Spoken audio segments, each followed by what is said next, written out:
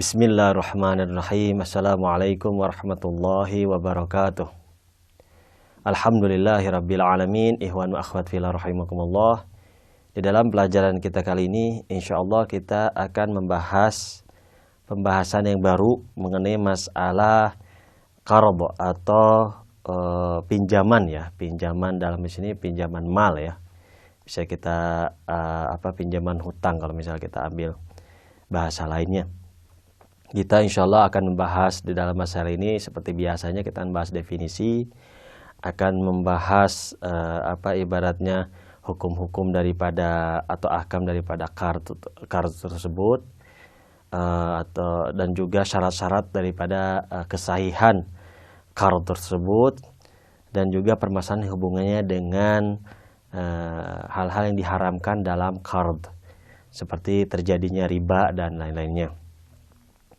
Pembahasan yang pertama kita akan bahas mengenai masalah ta'rif atau definisi, bahwa definisi qard ya mungkin kita juga sudah mengetahuinya bahwa definisi qard itu memberikan ya atau meminjamkan uang atau harta kepada pihak yang lain ya berupa nilai ya kepada pihak yang lain sebagai madyunnya, yang dimana di antara keduanya ada ta'ahud atau ada perjanjian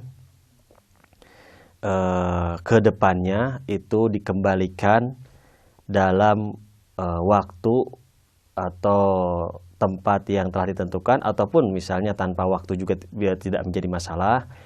Yang penting dikembalikan dengan jumlah yang sama.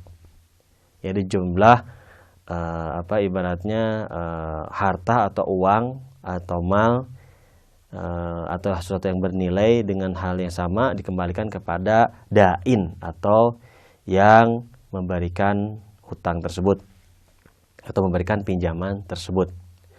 Nah, di dalam masalah ini permasalahan daripada naik turunnya harga mata uang itu pun harus diperhatikan. Itu tidak masuk di dalam riba di dalam masalah ini. Jadi perlu juga naik turunnya harga mata uang itu bisa dihitung di dalam masalah ini. Nah, di dalam masalah ini tentunya bahwa pembahasan ini pembahasan yang paling hasos, tentunya tidak boleh adanya tambahan. Kalau ada tambahan, syarat tambahan yang menguntungkan kepada dain, maka itu termasuk kepada riba. Selanjutnya bahwa dalam masalah pinjaman tersebut, bahwa orang meminjam harta ya sebagai hutang atau meminjam mal atau meminjam uang kepada pihak lain, itu sebenarnya hukum awalnya itu adalah makruh. Apalagi makruhnya lebih syadid atau lebih kuat kalau dia itu tidak butuh kepada sesuatu tersebut tetapi dia tetap meminjam. Itu termasuk makruh yang syadid. Oleh sebab itu kalau misalnya dia tidak butuh sebaiknya tidak meminjam. Tentunya kalau sangat butuh ya terpaksa dia meminjam, itu tidak menjadi masalah. Tetapi asli daripada dia meminjam itu dalam kondisi yang biasa normal itu makruh hukumnya. Nah, sekarang apakah bisa orang meminjam sesuatu atau meminjam atau mengqard sesuatu kepada pihak yang lain? Itu bisa menjadi haram? Bisa. Kalau misalnya orang meminjam sesuatu kepada pihak yang lain, itu dia mengetahui secara pasti bahwa ke depannya dia tidak akan bisa membayar, maka itu termasuk meminjam yang haram. Maka ketika dia tahu bahwa dia tidak bisa meminjam, tidak bisa membayarkannya ke depannya, maka jangan meminjam pada saat itu.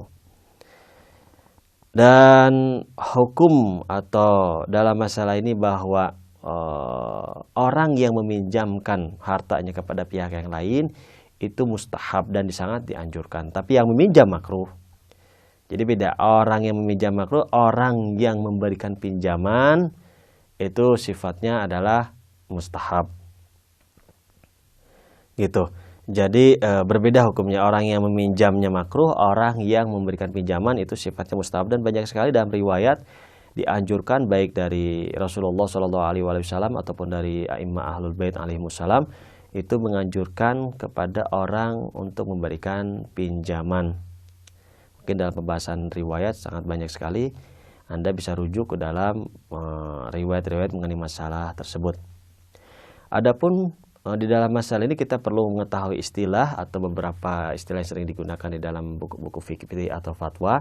Itu muqrid, orang yang memberikan pinjaman, muqtarid, orang yang meminjam. Qard itu adalah pinjaman itu sendiri. Ini qard itu adalah pinjaman itu sendiri. Nah, seperti yang pernah dibahas di dalam ta'rif atau definisi, bahwa di dalam qard tersebut harus adanya ta'ahud ataupun perjanjian di antara keduanya, itu bahwa di kemudian hari itu akan dibalikin lagi atau akan dikembalikan lagi harta atau uang yang dipinjamnya. Berbeda dengan ariyah, ntar insya Allah akan dibahas mengenai masalah ariyah. Itu peminjaman secara majani. Jadi ada dalam definisi ini ada tamyiznya atau pembedaannya antara ariyah sama qard. Insya Allah kita akan bahas lebih lanjut pembahasan mengenai masalah ariyah.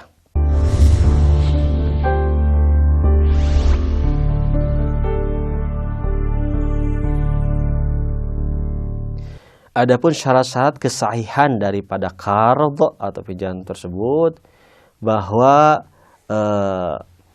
ada beberapa syarat yang berhubungan dengan muqrid dan muqtarid. Ini orang yang memberikan pinjaman dan orang yang meminjam. Itu yang termasuk dalam syarat-syarat orang yang muta'aqidain, sama seperti pembahasan sebelumnya, seperti misalnya baligh, orang yang berakal, memiliki qasd jiddi atau niat yang jiddi, dan ikhtiar jadi dengan pilihannya bukan dengan paksaan dari pihak orang lain. Dan juga kedua-duanya tidak boleh mahjur alaih atau tidak boleh mufallas dan tidak boleh safih, seperti beberapa banyak yang sering kita ulang. Yang selanjutnya adalah harta atau mal qard. Itu sifatnya itu ain ataupun sesuatu yang bisa di dalam masalah ini bisa dimiliki. Ini qabil litamalluk. Jadi itu dalam masalah ini memberikan pinjaman manfaat di dalam masalah ini batil. Jadi dalam masalah ini satu, harus mal qard itu harus berupa ain atau benda ataupun sesuatu yang bisa dimiliki. Kalau berupa manfaat itu batil. Itu tidak bisa berupa manfaat. Begitu pula sesuatu yang bisa dimiliki itu seperti misalnya selain daripada hal-hal yang tidak bisa dimiliki. Contoh misalnya babi, ya, ataupun khamar, itu tidak bisa dimiliki, maka meminjamkan khamar itu batil pinjamannya.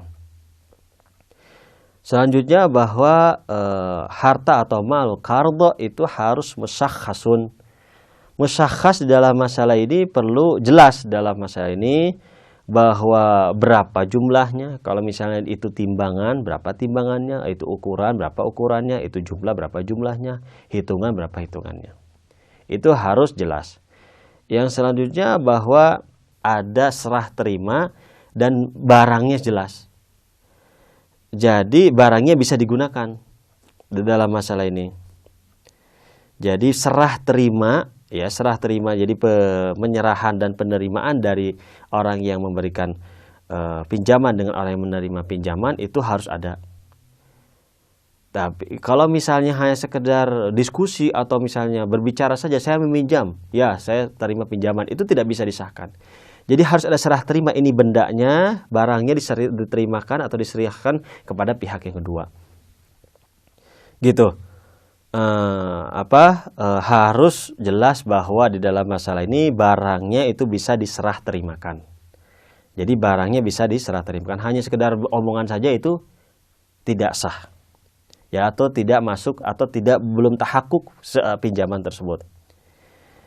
Di dalam masalah ini bahwa untuk meminjam atau barang pinjaman tersebut, ya, ataupun harta pinjaman tersebut harus amrnya amr juz'i, bukan amr kuli.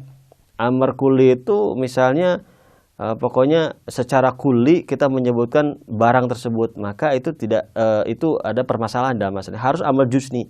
Juz'i misalnya ini uang ataupun ini barang. Itu perlu diperhatikan karena kalau amar kulli itu tidak jelas ntar. Kedepannya itu tidak jelas. Jadi dalam permasalahan ini syarat-syarat tersebut harus terpenuhi. Ada permasalahan yang sekiranya kita perlu perhatikan dalam pinjam meminjam itu atau bab qardu tersebut itu masalah riba.